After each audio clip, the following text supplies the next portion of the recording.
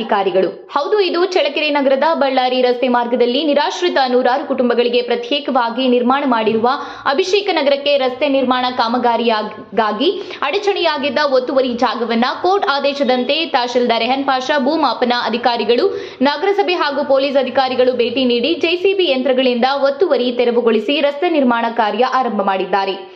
ನಗರದ ಹೆದ್ದಾರಿ ಮಾರ್ಗದಿಂದ ಅಭಿಷೇಕ್ ನಗರಕ್ಕೆ ಪ್ರಹ್ಲಾದ್ ಮತ್ತು ಚಿದಂಬರಂ ಎಂಬುವರ ಮಾಲೀಕತ್ವದ ಜಮೀನಿನಲ್ಲಿ ಕಾಲುದಾರಿ ಜಾಡಿನಲ್ಲಿ ಓಡಾಟ ಮಾಡಲಾಗುತ್ತಿತ್ತು. ಮಳೆಗಾಲದಲ್ಲಿ ಇಲ್ಲಿ ಹರಿಯುವ ಹಳ್ಳದಿಂದ ತೊಂದರೆಗೀಡಾಗುತ್ತಿದ್ದ ಜನರ ಅಪಾಯ ತಪ್ಪಿಸಲು ಡಾಂಬರೀಕರಣ ರಸ್ತೆ ಮಾಡಲು ಸಿದ್ಧತೆ ಮಾಡಲಾಗಿತ್ತು. ಇದನ್ನು ಪ್ರಶ್ನಿಸಿ ಜಮೀನು ಮಾಲೀಕರು ಕೋರ್ಟಿಗೆ ಹೋಗಲಾಗಿತ್ತು. ಕೋರ್ಟ್ ಆದೇಶದಂತೆ ರಸ್ತೆ ಇದ್ದ ಜಮೀನು ಮತ್ತು ಅಕ್ಕಪಕ್ಕದವರ ಜಮೀನು ಒಟ್ಟಾರೆಯಾಗಿ ಅಳತೆ ಮಾಡಿದಾಗ ಅಕ್ಕಪಕ್ಕದ ಜಮೀನಿನವರು ಪ್ರಹ್ಲಾದ್ ಮತ್ತು ಚಿದಂಬರ್ ಎಂಬುವವರ ಜಮೀನನ್ನ ಸುಮಾರು 1 ಎಕರೆ ಒತ್ತುವರಿ ಮಾಡಿಕೊಂಡಿರುವುದು ಬೆಳಕಿಗೆ ಬಂದಿದೆ. ಒತ್ತುವರಿ ತೆರವುಗೊಳಿಸಿದ ಜಮೀನಿನಲ್ಲಿ ರಸ್ತೆ ಮಾಡಲು ಪ್ರಹ್ಲಾದ್ ಮತ್ತು ಚಿದಂಬರಂ ಎಂಬುವರು ಸಂತೋಷವಾಗಿ ಒಪ್ಪಿರುವ ಕಾರಣ ರಸ್ತೆ ಕಾಮಗಾರಿ ಆರಂಭ ಮಾಡಲಾಗಿದೆ ಎಂದು ತಿಳಿಸಿದರು.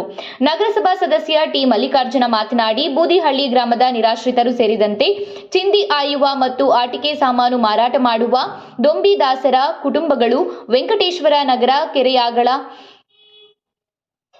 ಕೆರೆಯ ಅಂಗಳದಲ್ಲಿ ಜೀವನ ಕಟ್ಟಿಕೊಳ್ಳಲಾಗಿತ್ತು. ಕೆರೆ ನೀರು ಅಪಾಯ ಮಟ್ಟ ತಪ್ಪಿಸಿದಾಗ ತುರ್ತಾಗಿ ಶಾಸಕ ಟಿ ರಘುಮೂರ್ತಿರವರ ಸೂಚನೆಯಂತೆ ಅಭಿಷೇಕ ನಗರಕ್ಕೆ ಕುಟುಂಬಗಳನ್ನು ಸ್ಥಳಾಂತರ ಮಾಡಲಾಗಿತ್ತು. ಟೆಂಟ್ ಗುಡಿಸಲುಗಳಲ್ಲಿ ಜೀವನ ಮಾಡುತ್ತಿದ್ದಾರೆ. ಲಿಡ್ಕರ್ ನಿಗಮದಡಿಯಲ್ಲಿ ವಸತಿ ಸೌಲಭ್ಯ ಅನುಕೂಲ ಮಾಡಿಕೊಡಲಾಗಿದೆ. ನಗರದಿಂದ ಅಭಿಷೇಕ್ ನಗರಕ್ಕೆ ಸಂಪರ್ಕ ರಸ್ತೆಗೆ ದಾರಿ ಸಮಸ್ಯೆ ಆಗಿತ್ತು. ಈಗ ಕೋರ್ಟ್ ಆದೇಶದಂತೆ ಸಮಸ್ಯೆ ಬಗೆಹರಿದಿದೆ. ನಗರೋತ್ಥಾನ 4ನೇ ಹಂತದ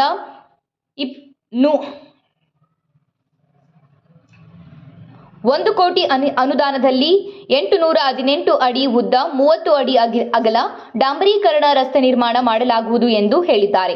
ಸರ್ವೆ ಎಡಿಎಲ್ಆರ್ ಬಾಬುರೆಡ್ಡಿ, ಕಂದಾಯ ನಿರೀಕ್ಷಕ ತಿಪ್ಪೇಸ್ವಾಮಿ, ಗ್ರಾಮಾಧಿಕಾರಿ ಪ್ರಕಾಶ್, ಪ್ರಸನ್ನ, ವಿನಯ್, ಮುಖಂಡರಾದ ಹೊನ್ನೂರಸ್ವಾಮಿ, ಜಿಎಂ ಕೊಟ್ರೇಶ್, ಚಿದಂಬರಂ, ಪ್ರಹ್ಲಾದ್ ಮತ್ತಿತರರು ಹಾಜರಿದ್ದರು.